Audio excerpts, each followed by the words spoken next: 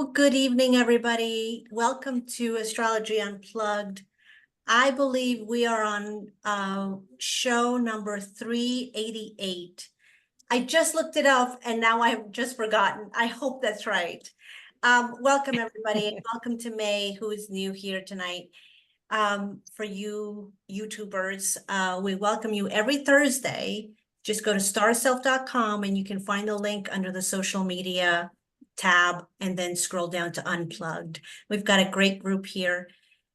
So tonight we're going to do something a little different. So as you know, once in a while, Rick and I tend to kind of switch off a bit. Rick C, he won't be joining us, and Rick D, our main Rick, he just needs some rest tonight, so he won't be with us tonight. And I'd like us actually to do something a little different, if you don't mind, and except for John, I don't want you to do this. I would like us to close our eyes for just a moment and just listen to my voice as I lead us through this meditation for our wonderful Rick. So if you can just get comfortable in your seat and just settle in. And settle in knowing that your body is at peace and that you feel grounded with the earth beneath you. And you need to pay attention to nothing but this moment, just right now.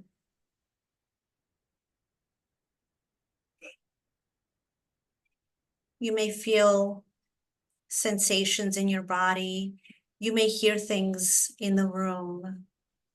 But I'd like us to take this moment and just really focus on our beloved Rick, to really focus on sending him healing energy that fills him and his body and his spirit with a renewed sense physically of well-being. I'm going to give you a moment to focus on that.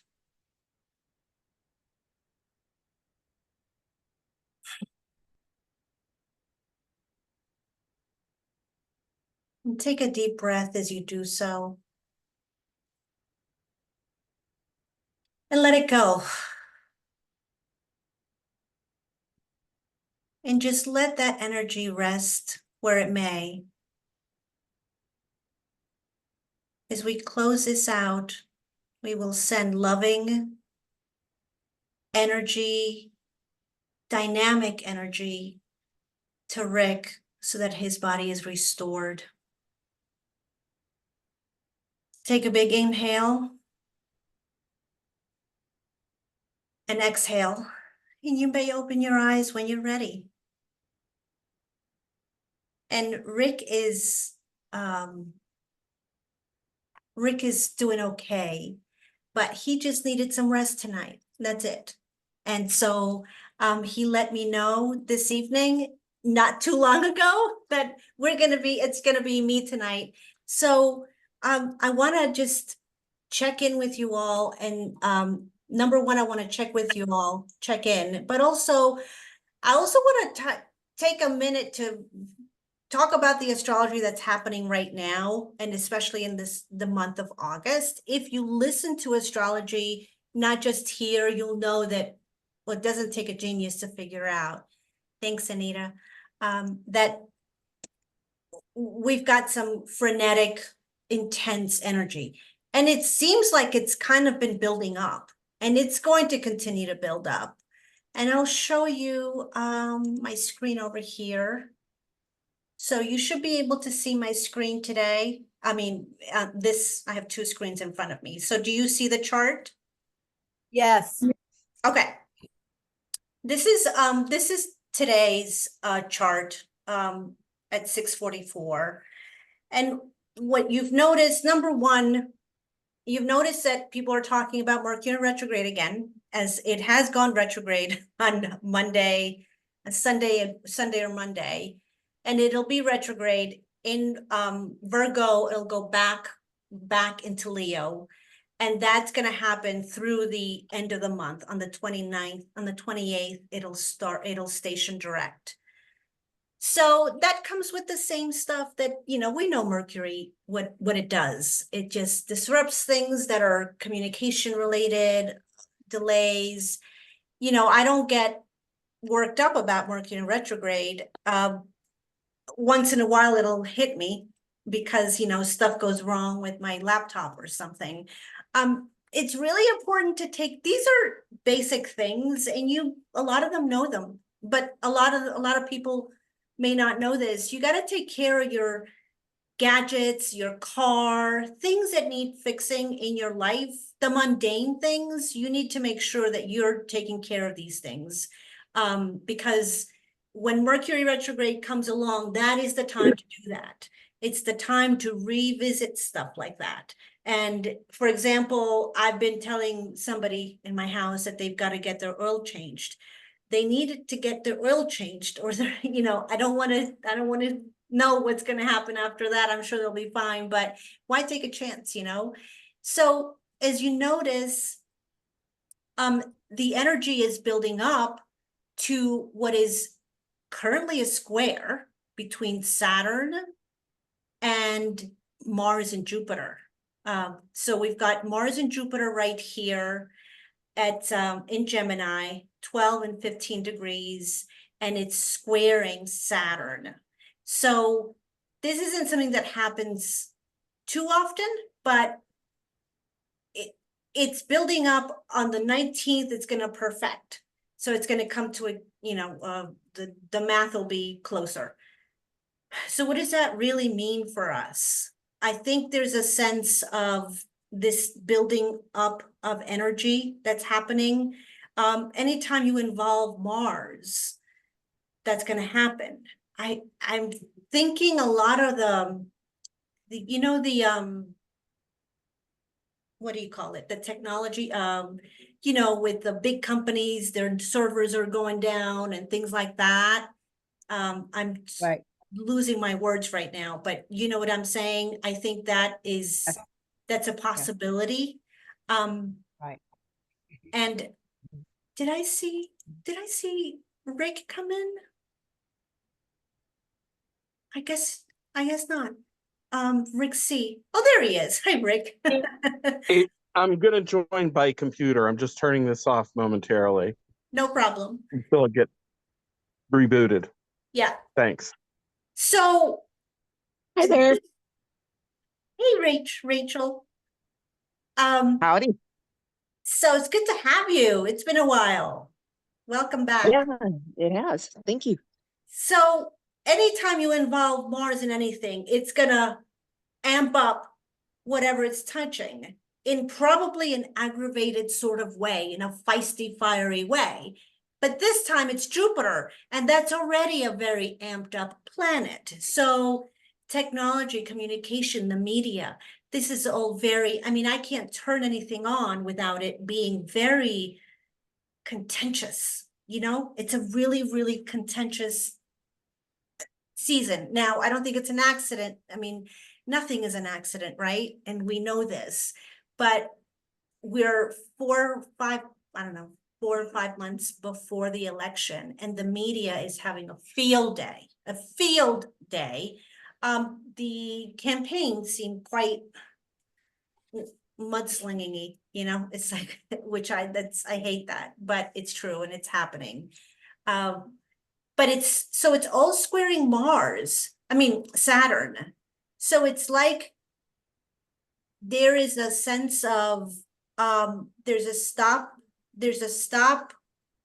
Let's think about this, but also it's not really, it's like the structure of really the country is being challenged. And none of this is any news to us. I just think it's fascinating, and I find this fascinating all the time, and I see it in everybody's charts that I look at. I go, wow, you can't make this crap up. Because as above, so below. And you know, as human beings, we couldn't choreograph this the way it happens. I don't remember, yeah. Yeah, it is 3 months. Thank you, Rick, because I can't believe we're in August. And I was like, oh my gosh, what's going on here? And it's not necessarily that it's, I think what it's asking us to do, and that's why I wanted to start the meditation tonight, and I hope that you can take a little bit of that with you, is that the more chaotic the world becomes, the more centered and at peace you have to become. There is a place where you can be stand for something and say how you feel and do what's right. And I think that's important. And I think especially now that's important. But the more violence, chaos, eruption, aggravation, the more you're reminded, oh no, I'm not going to contribute to that chaos. And that's for us, especially if you're listening to this, because this is a group that, you know, really does live a very spiritual intention. And I find it like when I'm in traffic, where I live, I mean, people drive big trucks and they're angry. They're angry. And if, you know, let them pass you, let them cut you off, let them do what, but it takes a second for a person to do something in a car and hurt me badly or hurt somebody else. So I don't think this is an accident. And the Pluto return in the US, Pluto is squaring Aries. These planets just are telling us, they are reflecting back to us what's happening on a communal level, right? And I think we all see that, we all feel it. And it could be an exchange as simple as you just went to get some bread at the store and the person is reflecting back to you. And that is why I think you don't have to speak love, you have to be love. You don't have to treat people, some people treat people the way they are treated in the bad way. So for example, well, she's not nice to me, I'm not gonna be nice to her. That is completely it's kind of what a 5-year-old, you know, what a 4-year-old does. Actually, Claudia? not even a 4-year-old. I give them more credit. Can I share something that happened to me yesterday afternoon? Yeah, please. I was driving to the mall with my client, and we stopped at a red light, and this fellow like had rolled down his window and he's yelling over, "Hello, hello." So she thought maybe he knew her. I was trying to figure out if I knew him. Why is this guy yelling to us? So finally, we rolled down the window and we said, "Well, do you know us?" He said, "No, just want you to please have a nice day." A guy driving a pickup truck. Oh my gosh. See, Yeah. that's fantastic. That, because you know what? I don't really see that in real life too much, you know, and that's so good to see in action in real life, not just like somebody posted it from, you know, something. It's wonderful, and that's what we need more of. I think we all can feel that and we can sense that, and sometimes I have to challenge my own self to be the initiator of it, even in a random place or in a random conversation, or even tonight. Honestly, I don't know where this evening is going to go, but I think my first thought was I'd like to do something to kind of unite us for Rick D. And my second thought was, oh no, that'll be silly. That will, and I was like, no, that's not silly at all. Because we well, I do anyway, and which is, it's something I'm working on. But times like this, they really show you the potential in our charts, the potential in our day to day, the potential in our relationships. And that goes in both directions, you know?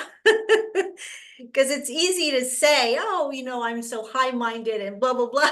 But it's another thing when you're having an actual exchange with a real person in front of you. It's hard to let it in though. We thought maybe he was yelling at us. Yeah. Oh, yeah. And then we thought he was going to say, "Oh, hey, cutie," or something. Right. So it was completely mind blowing that he was saying, "Just wanted you to have a nice day." Yeah. And it was a guy. Yeah. It's like Yeah.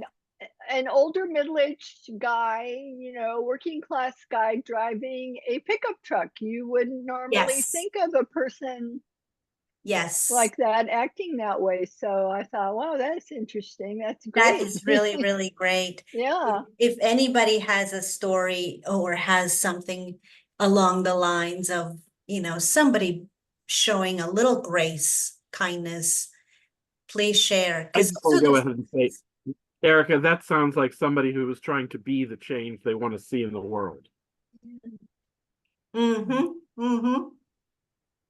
Rick, I'm happy to see you. I didn't Thank think you. we were going to see you tonight. I didn't either, but the schedule was different than than I was misled to believe. Yeah, yeah. So, yeah. Mercury retrograde. Right. What's it? Mercury retrograde.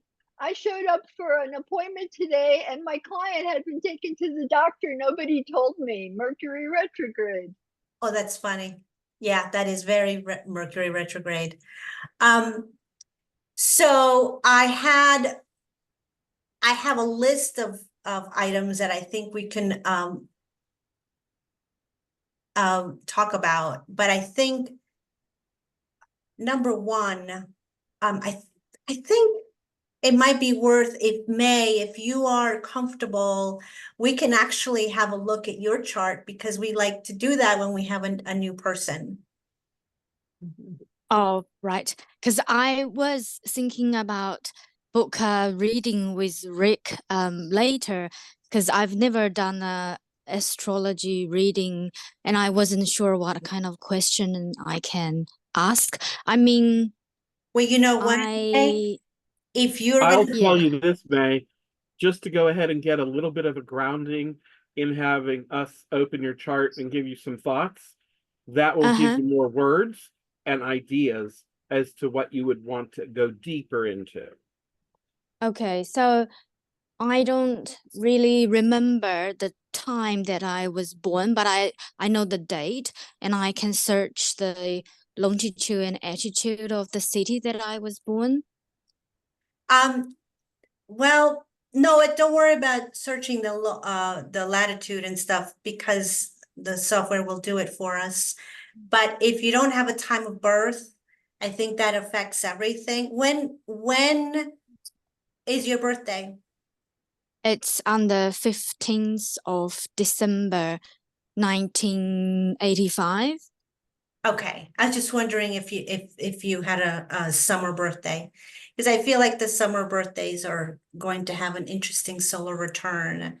And that was another topic that I kind of wanted to veer into would be solar returns. But I think we can open it in general, but there's so much that, I mean, I'll take a few minutes, May, because I said I would. Sure. To be honest, we really need a time of birth. And I will.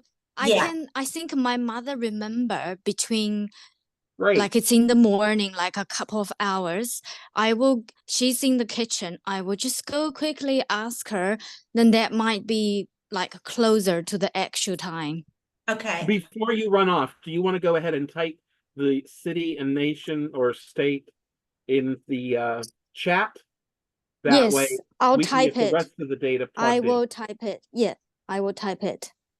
This is a quiz for everybody that was listening. Were you paying attention? December 15th, what year? 1985. I will good type it. job. I'll type it in. Yeah. Okay. Yeah. I Okay, actually thought of where I was living at the time to help me remember.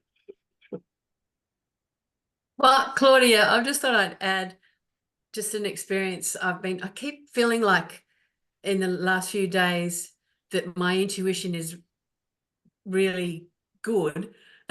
So it's, yeah, and I wonder if this is just while May's talking to her mum and everything. But yeah, I had a thing where I got in the car and thought, hang on a second.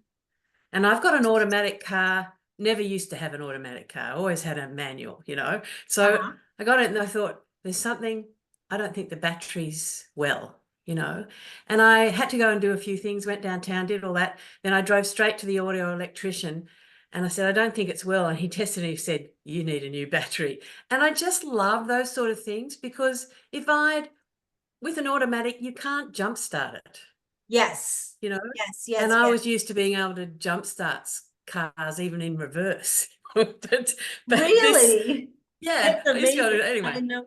But I'll shut up now. But I just thought there's just been a lot of those lovely, just really positive, glorious things. Tough stuff as well, but tough stuff where I've gone, that's hard. I'm not happy about that. Next day and I've gone, right, I'm not going to take it on. I'm not going to take it on. I'm not going to take that negativity. Anyway, I'm That's not always like fantastic. that, but it Right, seems to right. be. Thank you. Wonderful. Thanks, Rick. Full That birthday is to, wonderful. for Um, the next one after May gets hers. so, Jane, if you'd like, maybe sometime we could tackle certain things in regard to intuitive development and talk about Yeah. that a little bit. I've actually, I do a type of a reading that has like 150 plus different filters to Yeah. look Okay. at Wow. to get a large global picture along with Yeah. specifics to understand how the individual is intuitively capable, and frequently it's in ways they've never figured out Yeah. because they just Great. don't try. Thanks. That's lovely. Thank you. I think we'd all yes. love that. That'd be great. So iPhone, are you Susie? To the person that typed in the chat?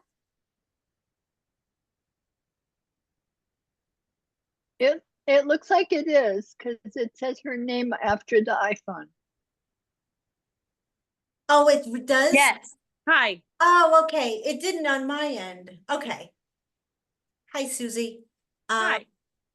Okay, I just wanted to see if that was you. I thought it was somebody else for a moment.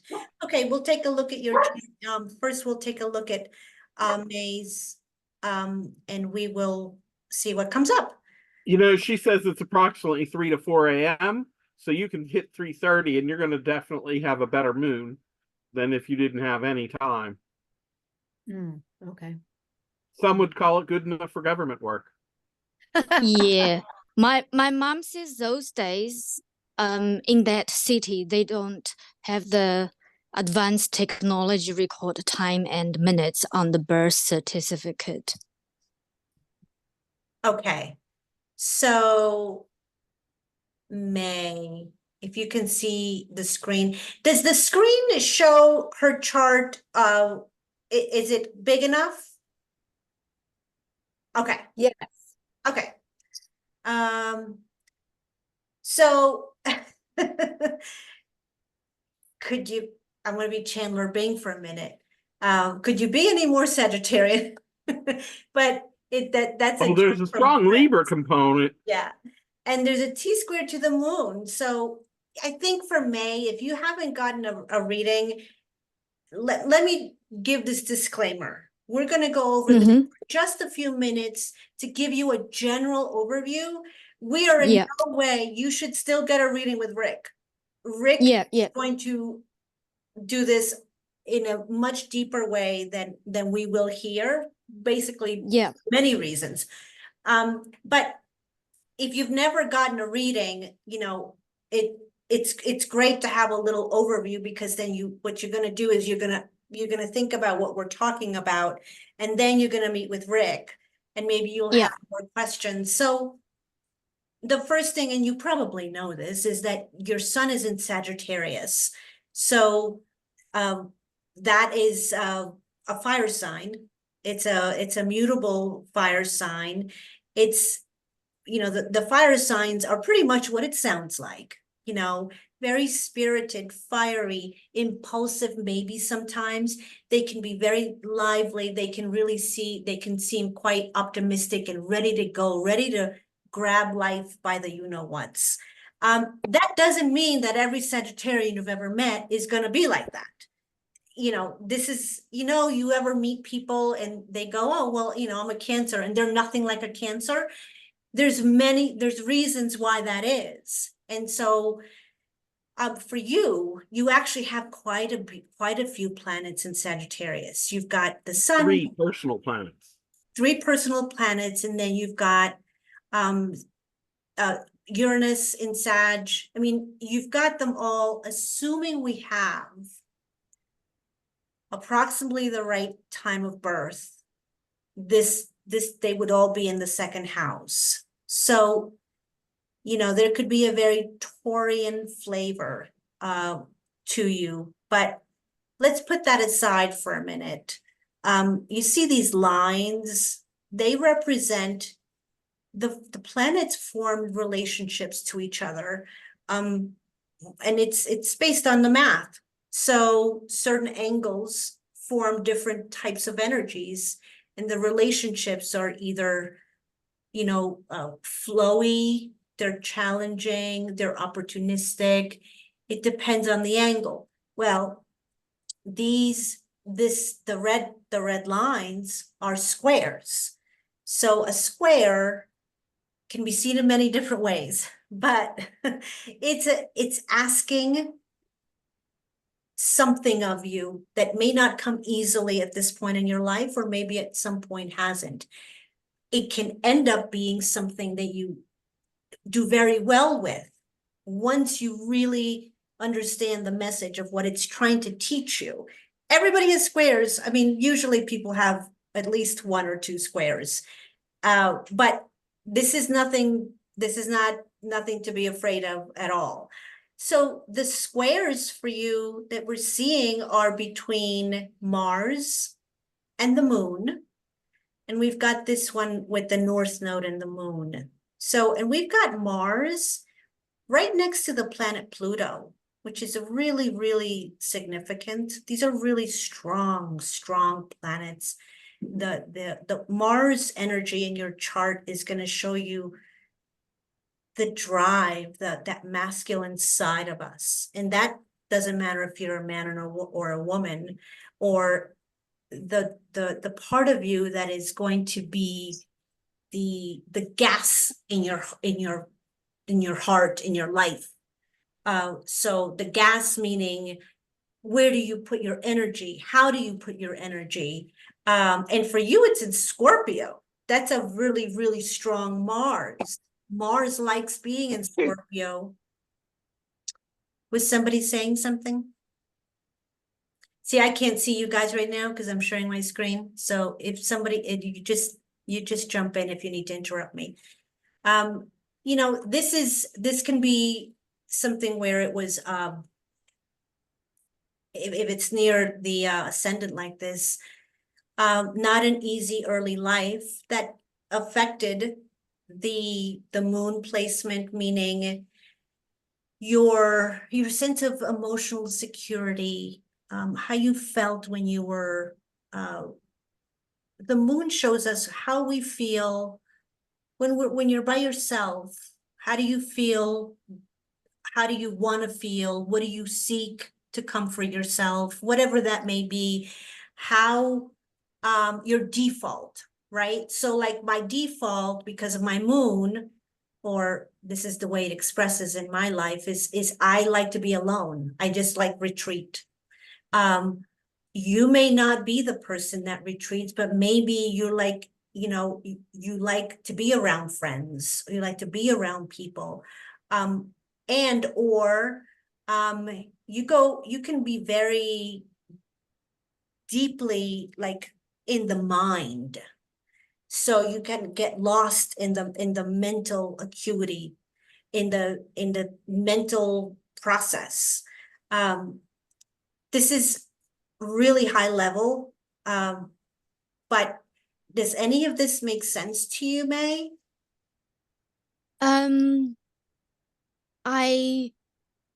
I get what you mean, but it's probably will take my time to decode it and translate into my own language. Yes. And, you know, if I can ask you, probably talking to Rick will really enlightening because he's just so good at what he does. But what Rick helps you with is to uncover the patterns in your life and the things in your life, in yourself, that you either are not bringing to expression in a healthy way, or things that have troubled you in the Yeah. past, you're still bringing into your life, you're feeling Yeah. the effects of it. He helps you uncover those, Yeah. and he helps you kind of, I want to say the word unstuck. Yes, Like this is what I feel like. I feel my current life, I feel a bit stuck and I kind of a bit lost my direction, and I don't know how to start, where to go, and how to plan my future. And right now, Saturn is squaring a lot of those Sagittarius planets. Saturn is squaring them. So when you have this planet Saturn squaring anything, it is not going to be an easy road. It'll be a worthwhile road. So if the answer is right now that you don't know, maybe the homework is not necessarily to find out what it is you need to do, but the homework is to get to uncovering what that is for yourself and get to know where you're not having enough structure in your life, or where you're needing to create more a sense of boundaries, a sense of really having your feet on the ground.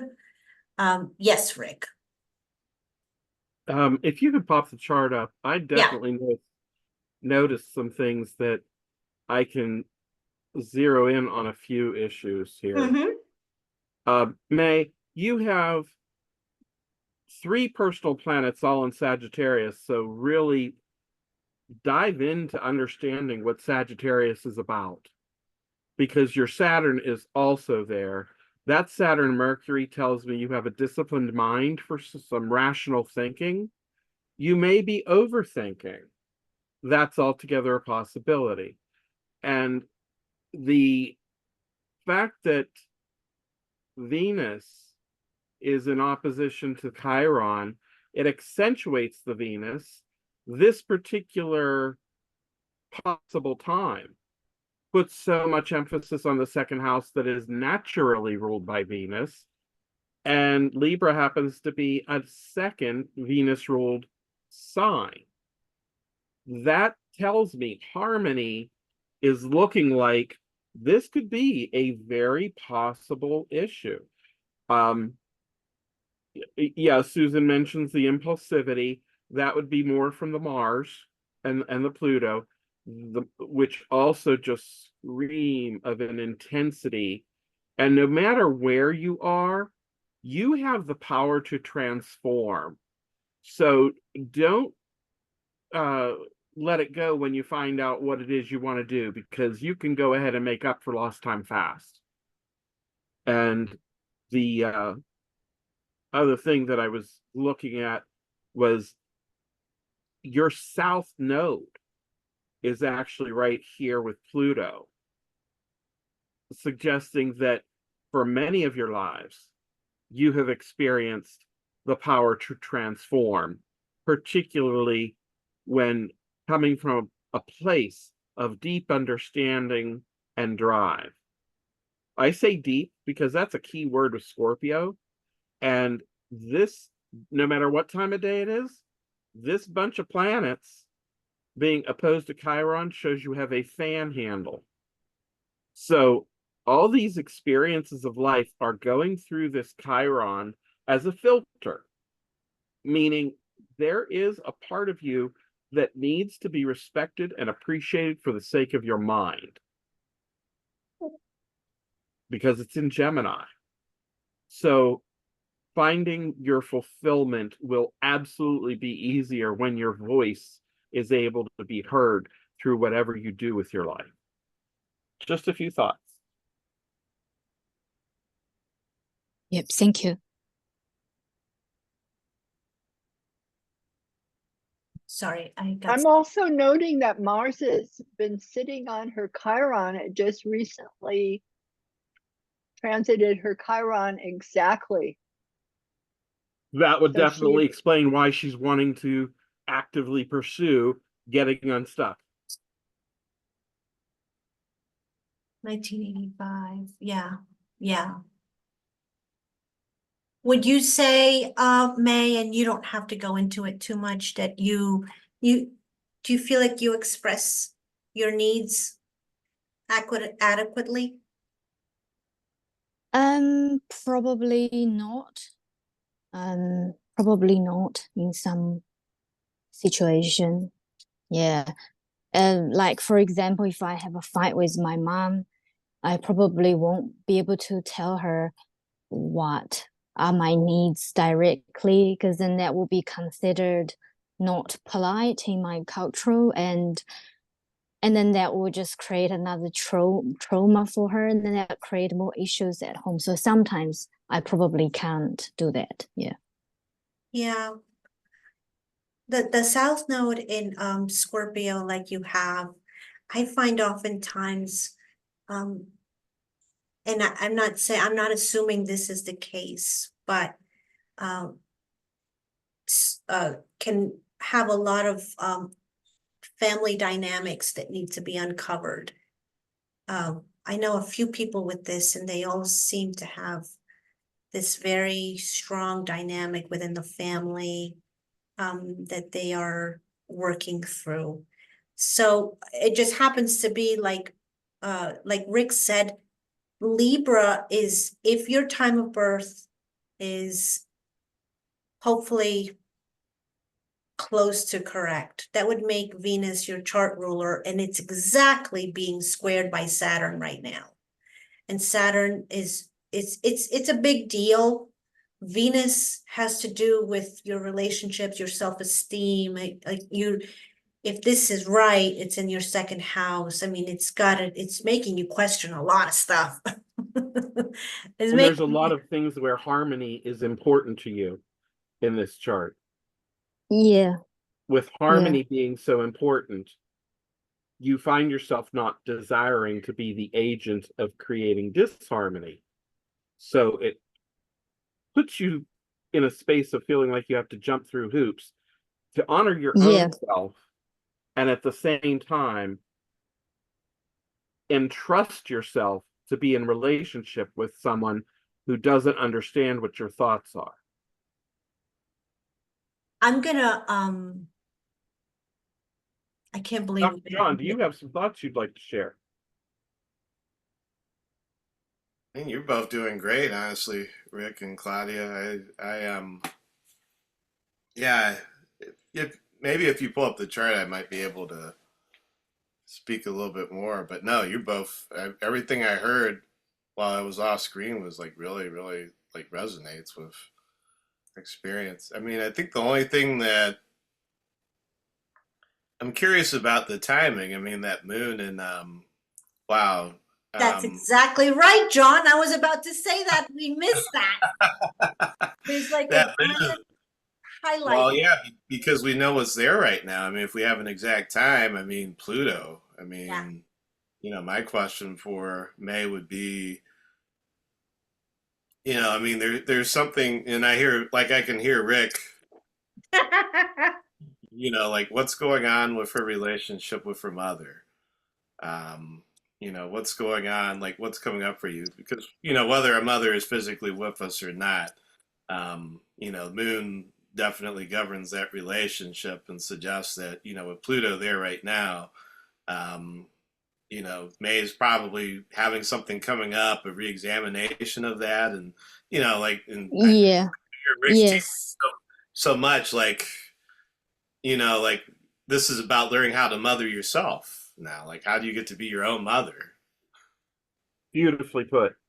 Yeah. It's also the house of ancestral family. Yes. So that explains the extra sensitivity with the cultural concern. Absolutely. Very strong in the fourth house. Yeah. What are This you is hearing? going to be, this is gonna, I'm gonna pause there because if she's gonna get a reading with Rick, he's going to uncover this a lot better than I just want to emphasize the fact that this is a time that you are ready to uncover a lot of things that have been really in the background, like deep inside yourself, and you just feel, and you don't have it logically yet, but you feel that they need to come out, and they're going to whether you like it or not. And it happens to all of us at some point in our lives. And these are the times that are life changing. These are life in a good way. It may not be easy, but it's like a caterpillar, it's a process journey that you're going through. It happens to be that it's pretty close to exact. I think Pluto is currently it's at 29. So you're going to feel this for a couple of years at least. But And it actually could have started as early as the March 23rd or March, somewhere in March of 2023, because that's when Pluto moved into Aquarius the first time. Yeah, it's been going back and forth. It's going to retrograding now back into Capricorn, and it's going to make one. So May, the reason we bring attention to that is exactly where your moon is. So Pluto is triggering your moon, which reveals your concept of family and mother. And I got to tell you this is completely not, this is just my personal opinion. You found the right guy. If you're going to get a right, you found the right guy to talk to you about this. Very much so. Yes. And that's great. And I'm happy for you. I'm really glad you joined us tonight. And hopefully this won't be the first time. Hopefully we can see you again, May. But really, you definitely should follow up, because this is a tiny bit of it. We've just uncovered just a little bit, you can be studying your chart. You could be learning about your chart for the next 50 years. I mean, everybody that's right here, I can see your faces. Do you not learn stuff about your charts that you looked at for years and years all the time? Very much. Oh, yeah. I started the same year Rick did, and I still go, wow. Yeah. When I go diving deep. You're just not going to, that's the beauty and the mystery, I think. And maybe they go hand in hand. It's a beautiful mystery of astrology and what it can teach us about ourselves and what it can teach us about the world around us, meaning mostly, the people and the people we interact with. It is fascinating to me. It never stops being fascinating. So, see, Rachel knows, she's still uncovering stuff. I call her Rachel. I don't, because I see Rachel, but it's really Ray. I think you go by Ray, don't you? Either way works. Yeah. And actually, I think, Ray is our resident Aquarian. We've got a couple of them, but she can tell you about this transit. It's pretty intense, but it's really, really wonderful. I think if you can make. I'm just hoping to get through this alive. I have my son at 1 degree Aquarius. Smack. Cleaning out the basement, thinking about different, I don't know, lots of different things in my life. So it's, Yes. Oh, I'm sure. I can't it's imagine. I mean, in a few quite a bit. years, I'll have Pluto opposing my sun. I don't know what that's gonna be like, but like I tell people, it's gonna happen whether I like it or not. It's gonna happen for all of us. Exactly. And it's good. And some of the best things that happened to me happened when it wasn't pretty.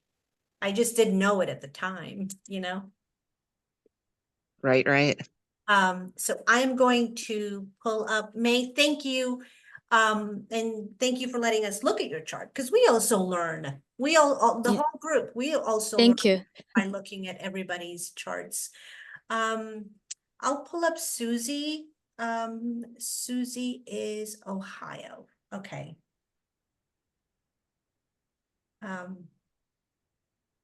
And I know that Susie. She's yeah. oh, you do? Oh yeah, yeah, very well. She's my girlfriend. Oh, nice. Well, Maybe I should have welcome, waited Susie. until after you read her chart, Claudia. I wanted her to meet Rick, and I know unfortunately Rick isn't feeling well tonight. So, but she's never. No, but you should come back. You should totally Oh, come back. oh, absolutely. Yeah. Absolutely. Okay, so November 12th, 77, 5:31 p.m. Portsmouth. Is that how you say it? Ohio. Okay, I'm gonna share my screen and then we'll all have a crack at it. Okay. So Susie, we've got Scorpio, with the Taurus. John's a Taurus. So we've got a Scorpio and a moon in Sag, and a Taurus rising. What degree is your Taurus sun, John? 6, Okay. almost like it's a minute away from 7 degrees. Gotcha. So we see we've got, a good bit of activity in the 6th house and the 7th house. And the first thing this is just I don't know what you guys do. I try to always find the squares first, because those are the things that don't come as easily to us. So the trines, I eventually uncover them and I love them, but I don't focus on them just because I've always been this way. I've just always gone to the part where is the sauce? The sauce of like, what is Susie going to be dealing with?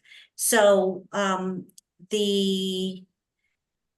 so here we have Mars squaring your Venus, as well as Chiron. So is there I would ask you, if you were seeing me, right, privately, I would ask you how you express, how do you feel you have a good balance between your feminine and masculine sides? Yeah. Probably and more think feminine. You're more feminine. Is that what you said? Yeah. Okay. You've got a really strong, I think Mars in Leo is one of those Leos that is really Mars that's really, really, I find Mars in the fire signs really strong.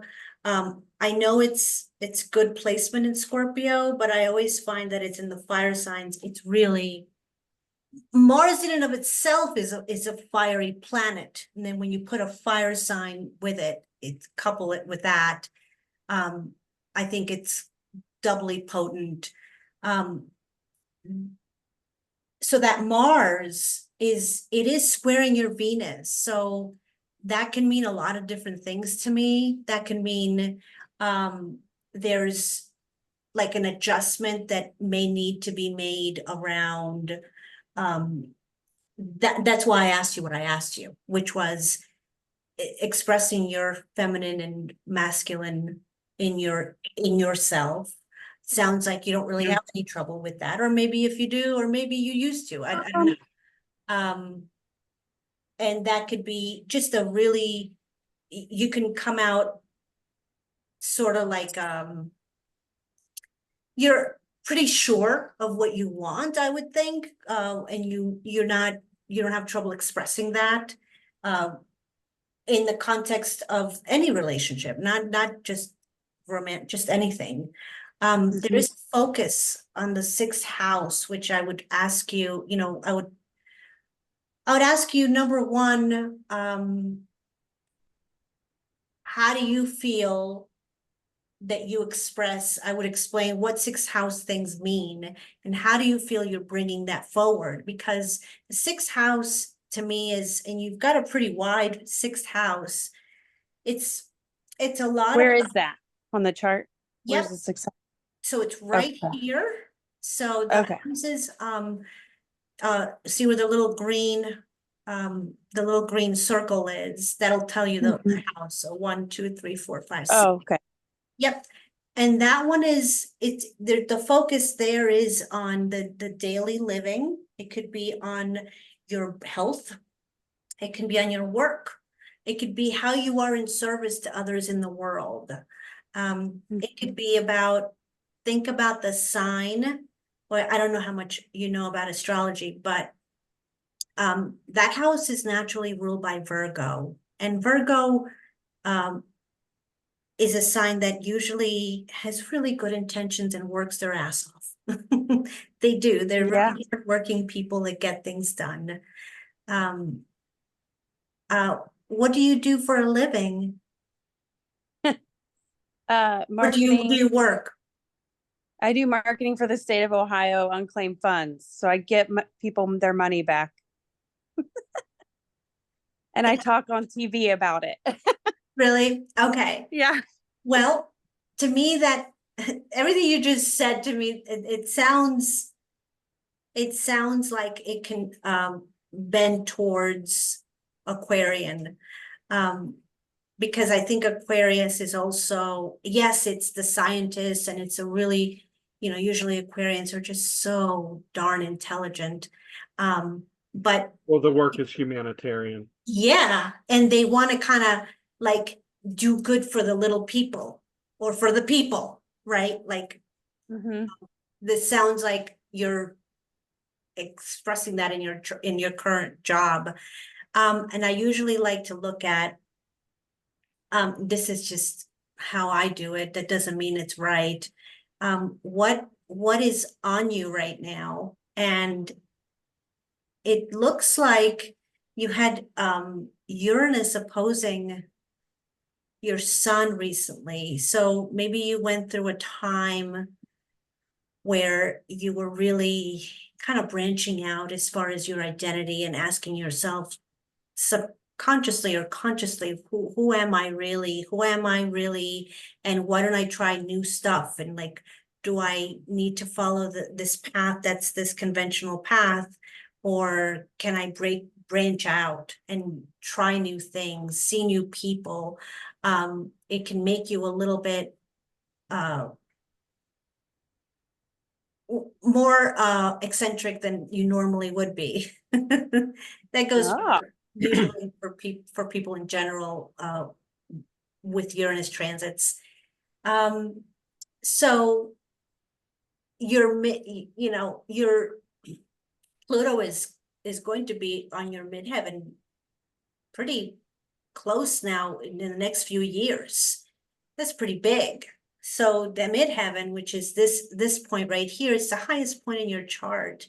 So, I feel like you've gone through a time where your whole outlook on life, say in the last 10 years, 15 years, has really come from a place that maybe you look back and you go, I used to think that way. I used to do that. I used to be like that, whatever that may be for you. But you're getting ready. I feel like it's approaching an area of your life where you're really going to be, coming into your own in a new sense of personal power. That may come through your career. It may come through in a different way, but you will know it. You will know it when it's there, for sure. Mm. I'm feeling something about that. Yeah. I feel like I'm like starting to peak. It's Yeah. it is absolutely a peak. It's definitely a peak of kind of like all the changes you've made in your life, real changes. I don't mean just like, I don't know, you cleaned a few rooms in your house. The real fundamental changes, they have gotten you ready to get to a point like what you're about to experience. And it's not going to be a 1-day thing or a 1-month thing or a 6-month. It's going to be a process, but you will feel a lot more. You may be challenged too. You may be challenged by either yourself or maybe a new job, but it's going to put you in a place where you're really going to be like at a really kind of a mountain, looking at, wow, look at this. And this is the kind of thing that you have to take it as a responsibility, almost, as to what you're really going to stand for and who you're really going to be a voice for and who you're really going to help, whether it's in a practical way or in a smaller way. Because Aquarius wants that of you. I mean, Pluto is going to require it. It's not just going to be for your own benefit.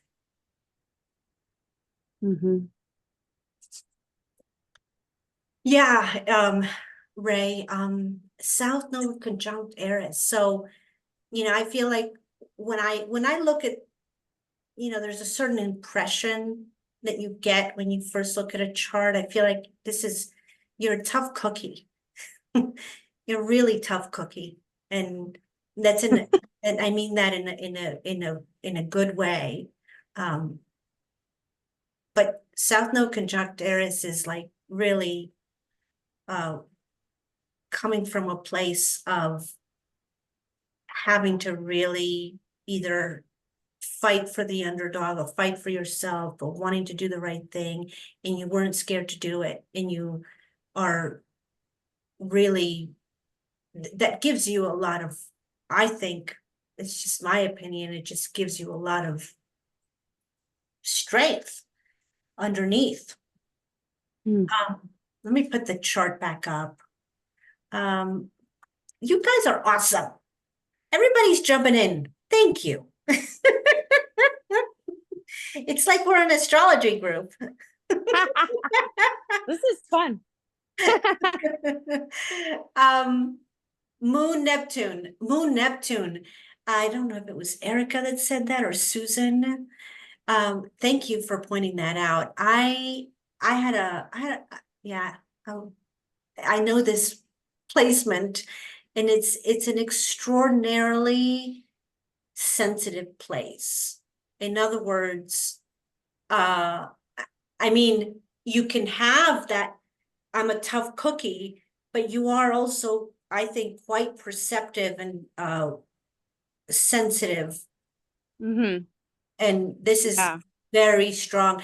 This is so strong that I would caution anybody that had this, like,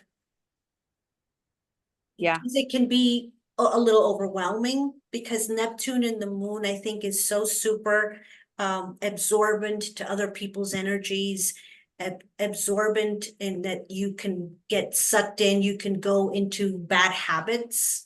And the best way to use it is to just God, or whatever you feel is God for you. But that's, I'm not here to tell you how to do it, but if you're going to have a Moon Neptune conjunction, it is so innately perceptive about, I think, boundless love, just boundless. And sometimes when you're that intuitive and in that way soft, it can overpower people. Mm-hmm. Because it is that pure. It is that much. I say this, I've known two people with this. I'm telling you, it's like these two people, it overcame them. Now, those just two people. That doesn't mean it's like that for everybody. I would ask you how, if you feel that, or does this make no sense to you at all? Well, if I'm understanding what you're saying, I think I'm very sensitive to others' feelings. I can read energy without anyone saying anything. I'm very intuitive. I get messages. And it's becoming stronger and stronger. I feel like every year. And if you've heard the term an earth angel, I am one. So yeah. And interestingly, right now, again, we've got another, it's like we have a theme going on this evening. We started off with Saturn squaring Mars and Jupiter this month. We veered off, and then we found a couple of charts that are really being squared by Saturn right now, and your moon is being squared by Saturn right now. So that can feel, I'm not sure how you're feeling that, but that can really, it's not an easy transit. It's a transit that can make you feel really, can be isolating, doesn't have to be, but it's asking for you to build some emotional muscle and to build, being all loving and kind and boundless love is a real thing. But even in that, you must have a sense of self and boundaries. And when you are that, when you feel that much, it can easily, that's why people become it swallows them or they drown in it. But Saturn, I think actually can be really, a Saturn square in and of itself can be challenging, but it can actually be very good as far as really asking you to, it's almost asking you to grow up emotionally on a new level. Not that you were immature before, but it's a new leveling up. And it can be, it's gonna come from, a source that you may not expect it from. The whole summer, you're gonna have this square. If your hand has been up for a while, Rick, I apologize. I can't see you guys until now. But go ahead, and I can bring up the chart again. Sure. I just wanted to say that Neptune Moon conjunction provides a lot of things that would be considered the empath. And what you need to be aware of is that it need not be treated as something that is unavoidable and crushing, but it can be used as a window instead of a door. By that, I mean, you get to look in, but you don't have to allow it to be into your energy, because we cannot fix everybody. You're being gifted the opportunity to see. With it being in Sagittarius, it gives you the optimism to understand how to frame it so that people can see the good things and the way they can move forward with success. But you can't do it for them. And you have to go ahead and let them own their own feelings. You are just being given an insight. But you can get sloppy and feel it for them and make yourself miserable, how does that help you or them? Yeah. Not at all. That makes me, I'm a terrible caregiver. Terrible. Yes. Mm-hmm. You're a Yeah. sympathetic puker, huh? Oh God, yeah. Mm-hmm. Yeah. The other thing you would bring attention to is the addressing of Mars to Venus. I would look at that and say, I think the bigger issue is the opposition from Chiron to Venus having its release point with Mars. So I think that you have kept far too quiet about where your place is in speaking your truth in early years, in finding your value within as opposed to letting other people validate you. And you have kept so quiet your desires and what you want and what you expect to yourself that your Mars is just saying, stop that. It's wanting to slap you upside the head and make you step forward and own who you are. Because that's down in the 4th house. You have the strength to speak, but you're so afraid of people not valuing you because of Chiron and Taurus. Your value has been wounded, that you feel if you, Venus, choose to go after what you want, you have to work really hard to get past the secret, quiet side of Scorpio to voice it. So Mars is going to give you a kick in the pants. I think that's where I would focus that tension. Not just why do we have the Mars square? Because we have the Chiron Venus opposition. You needed the square. Because without the impetus, you're not ready to jump. Can you recognize where you've been too polite, too mousy at times in your early years? Yeah. Mm-hmm. Yeah. Yeah. I'm not anymore. Right. And yeah. By all means, feel free to go ahead and teach some young girls about that. Yeah. It changed for me around 40. Oh, that's the other thing I was going to pinpoint. Long before you had the sun opposite Uranus, you had your Uranus opposition, which totally awakened you to see your own identity. Mm-hmm. That occurred 8 degrees prior to it connecting with your sun. That's powerful. Mm. Yeah. It can actually be as early as 38 in some signs.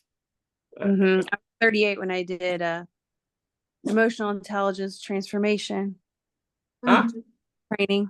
Yeah. There you go. You were feeling it early because it was needed. Yeah.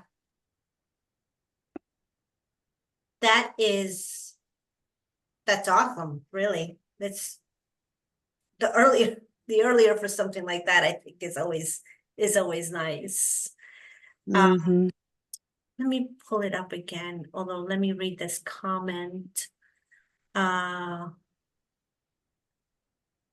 Susan asked if we could talk a little bit Okay. about Neptune squares and Saturn squares, Oh, just the in general luminaries. aspects currently.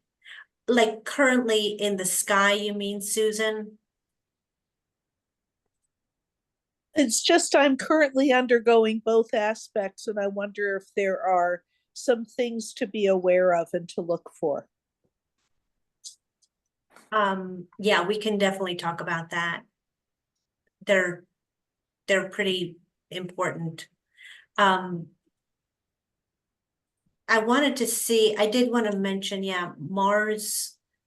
I didn't see that when you have your Pluto hitting your midheaven, it is going to oppose your Mars. So that top of the mountain that we talked about, that top of the mountain may not come easy for you because of that transit. But it will make it probably all the more worthwhile if that is what ends up being the case for you. It just, you're gonna be met with possibly some resistance. I don't think it's anything that's gonna surprise you, and in fact, you're gonna probably start to feel it, you know, definitely next year. I think you're gonna start to feel it. Pluto transits, you feel them earlier because Pluto's so strong. Pluto is such a strong energy. You know, the further out, the stronger it is, right? So you don't have to feel it like with other planets where they're right on you for you to start feeling the little nudges, little hints of something's going to be coming up, or you're feeling a stirring. Really, that stirring is. I feel that now. You do? Yeah. Yeah. Do you feel like that in terms of your career? Yep. Yeah. How so? Well, I keep winning awards. I got promotion. I feel like I didn't fully believe my capabilities and strengths, and now the outward recognition that I've received is helping to solidify what I've thought, right, was true. And it's all about linking your self-worth to what you want to create instead of your results, right? So I've been working on that. And I think that I have a couple books I've been working on, and some other personal, like the personal things I've been trying to get done and put out. So speaking my mind, sharing my voice, what I've learned. I've been laid off like 6 times, 7 times, fired once. I've been put through the ringer when it comes to the career. And I see why now, you know? And so Right. I think there's something to share. So I think that no matter what happens, like going forward, it's nothing I can't handle, because, you know, that's what I Yeah. feel like. I know what I'm doing, and I know how I can bring value, and I know where my value is. Yeah. Usually that's what ends up happening with these transits. If we're in the flow and not resisting and not fighting with life, you end up on the other side of it. Just like what you said, you know that you'll be all right, regardless of what happens, and that your circumstances are not going to dictate how you feel about yourself and how about your life. Uranus is the planet that rules your midheaven. So it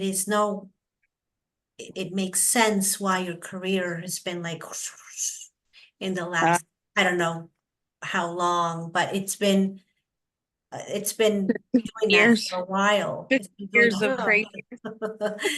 And Uranus is going to go into Gemini.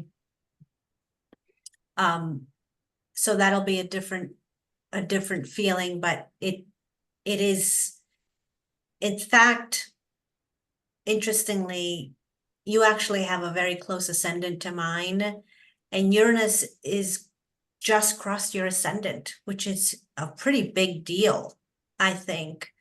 It's a really, really big deal. So Uranus is the planet where you're really going to Awaken. yeah. Oh yeah. You're gonna awaken to that Susie that's always been there for some reason or another. Maybe you were expressing that wholeness, that real Susie. Maybe you weren't, maybe you were somewhere in the middle, but you may try new things and you may even find that you surprise yourself because you are discovering your real authenticity. But in a way, call it the awakener because it really feels like you are waking up from a life that you thought was your life, and you go, oh my God, I don't want to live like that anymore. I'm going to, you know, move to Tahiti or whatever it is. But it is a really, it's a very, I think it's a really special time because, you know, it's such a big, anytime you have these big transits, it's because you're ready. It's because it is your time to express that part of your life. And in this case, you're not expressing a part. You're going to feel, and it'll come from within you. You won't have to do anything. You will feel like you'll start having thoughts and dreams and urges to try new things you never thought you would, but you don't care anymore. And you'll say exactly how you feel, and you'll do exactly what you want. And spiritually, it can really, truly open you up into complete, like, whole new levels. And depending on what, you know, Funny. you're into, it can really awaken you spiritually. This is something I did last September, October. I've always said I would never get a tattoo, and saw this somewhere and had that put on my arm. Yeah. And I still look at it like, yeah, I can't believe I did that. But it was an urge, and I felt like called, you know, Yeah. when the visual of it came to me, and it means, you know, to live life to the fullest. That's what it means to me. So that's what this transit is exactly like. It's like, I told you I have this similar ascendant. I don't have a tattoo, and I've been thinking about getting a tattoo. I've never felt like I wanted a tattoo, and I'm right, never. I I was a big hell no. Yeah. And the only thing, if Rick was sitting in this chair right now, he would tell you, whatever it is, do not stop yourself. Go and do it. Oh Go boy, and do the thing, whatever it is. I'm Because gonna use that, John, baby. I'm supposed to go and do it. We're supposed to do it. I mean, I've heard Rick say that many times too, Susan. yeah, he knows what I mean when I say that, because you don't want to stop yourself because something else may come along to stop you. Okay. Energetically, you don't want to stop it. And, you know, like, you know, you don't want to, I don't know, have an accident, get an illness, or some other thing happens to stop you. Yep. Really, it's you stopping yourself. So you don't want to do that. So just I have fun. Have fun with it. If I could throw in here about the last 20 years, Uranus went through the 11th house, got you very involved in big picture ideas, got you out in the public, had you very active, interacting. What it did when it was going through the 12th house, it was awakening reflection within you with your dreams, your inner life, your private thoughts, and took all those big experiences and had you start to reflect on them. Now that it crossed back over into a more open house, the first house, now all that stuff you were thinking about privately, boom, it's time to wake up and integrate what it is you discovered into your life. So the books totally make sense then. Very much. Yeah. Wow. Yeah, that's exciting.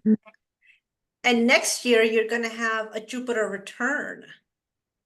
So it's a nice. What's that mean? Jupiter is gonna It return bodes well for publishing. And travel, Susie. And travel. and travel. Yeah. Okay. Yay. Mhm. Or something around your home too. Or just, A new home. well, it is in Cancer, it could be a new home. But it's a nice transit. It doesn't, you don't feel it for like a year. You feel it, I mean, you will have it for about a year, but you'll feel it more acutely when it's around 5 degrees. So that'll probably be around June of 2025.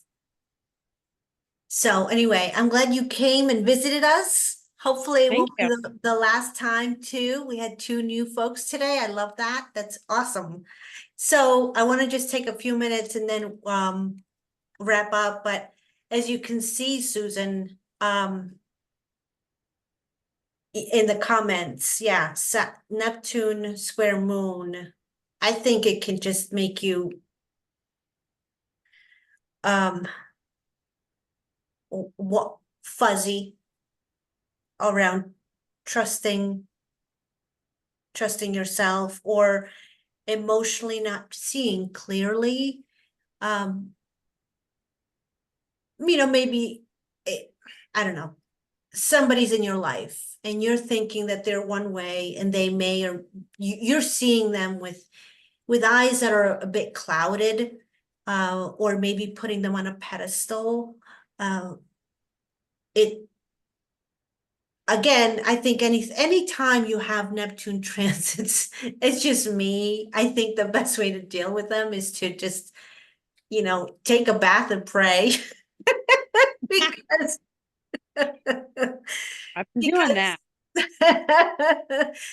or just go inward, don't because now you know that you may not be seeing clearly, right? You may not, there's a part of you emotionally that is not seeing something clearly.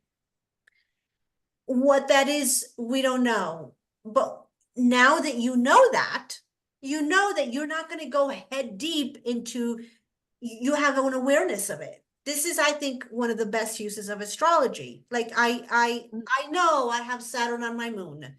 So this is not going to last forever, but it is supposed to be a time where I am doing a more disciplined,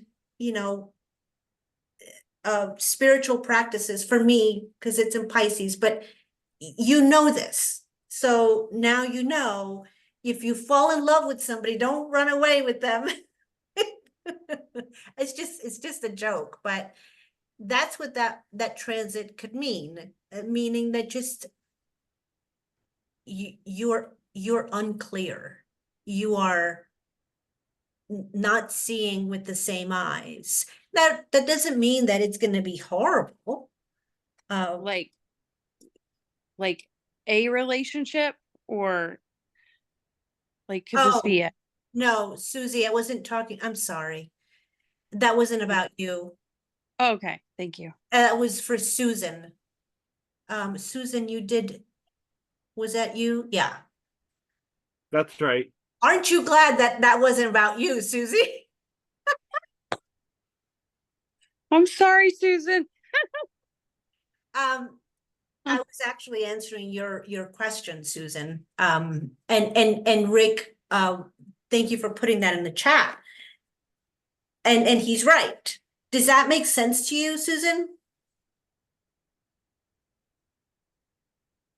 We've lost her. I mean, she's not there. I'm sure she's not lost. She's just not there.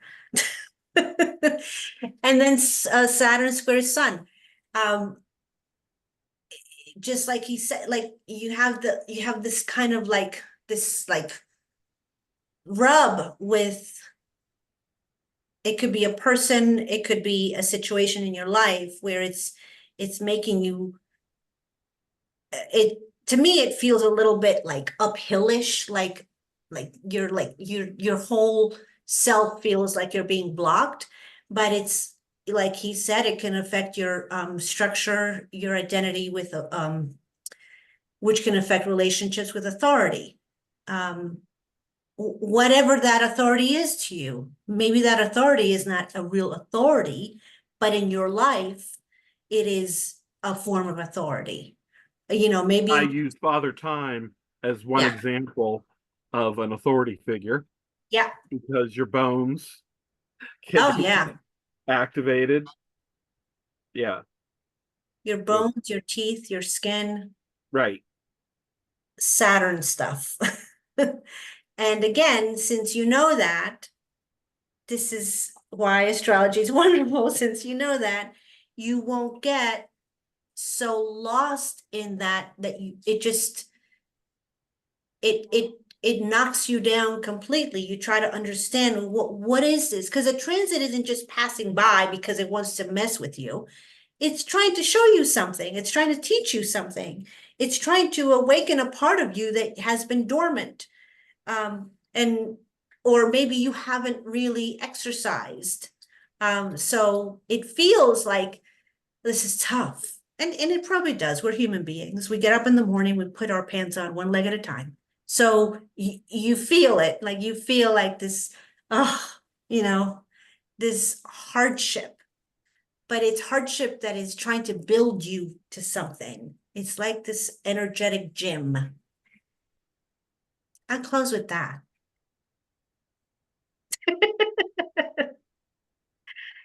Thank you all so much. We always have such a good time. I appreciate you all so much. And I'm really happy. May was here to join us, and Susie and Rick C. We're gonna again send all our love to Rick D. And we will be back here on Thursday. I don't know what we'll talk about then, but it'll be something good. So come back. Thank you, Claudia. You're Claudia wonderful, and Rick. everyone.